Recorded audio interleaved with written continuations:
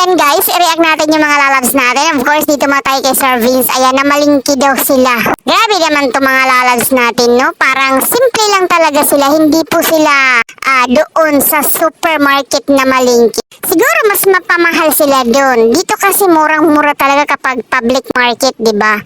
Which is naman doon sa supermarket is aircon. Pero saan ba tayo pupunta? Yung siyempre, yung doon tayo sa magaan ang bulsa.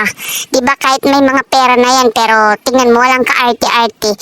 Sa palengke pa rin sila pumunta sa public market, o 'di ba? At saka diyan marami din naman, kumpleto rin naman. At makakatawad ka. Doon sa supermarket, hindi ka po makakatawad doon. Kasi kung ano yung nasa price, yun din talaga yung bibilhin mo. Ayan si Sir Vince. Yan, nakasakay sila sa tricycle. Diba? At si Papa Jano, siya po may dala ng bigas. Wow. Half sack ata yan. Ayan, kainan na. Ang dami namang ulam yan, Sir Vince. Mauubos mo ba yan? Sa akin na yung isa, char. At syempre, yung Mami Sara natin, halapakals, mukbang. Wow, ayan. Kasama po niya yung mga kumaris na naman. At syempre, nagpalinis na rin siya ng bahay. Parang ito po yata yung tagalinis ni Miss Jubes na hiniram lang ni Mami Sara. Wow!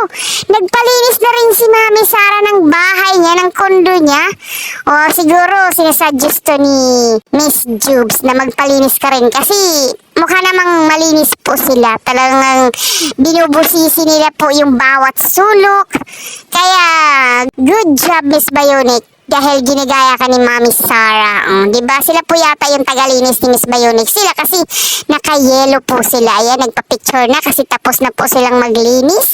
Wow, very nice naman. So, enjoy lang talaga yung mga mami natin. At si Miss Jubes, hindi ko alam kung saan to pupunta. Baka sunduin si Mami Sara, char. Char lang. So, yun lang po yung quick reaction natin sa mga lalabs natin. Okay, enjoy your ride, Miss Jubilin Gonzaga. Mukhang malayo-layo yung lalakarin mo. Okay, bye! Love you!